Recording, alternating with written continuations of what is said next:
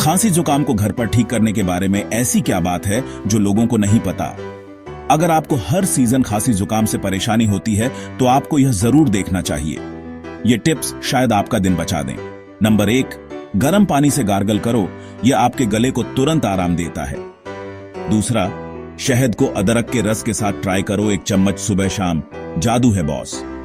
तीसरा, steam inhalation, बस एक पतीला गर्म पानी, टॉवल डालो और गहरी सांस लो। चौथा, रात को सोने से पहले हल्दी दूध, दादी माँ का फेवरेट। और पांचवा, हाइड्रेटेड रहो दोस्तों, पानी पीते रहो। याद रखना, अगर ज्यादा सीरियस हो जाए तो डॉक्टर को दिखाओ। घर पर हेल्दी रहो।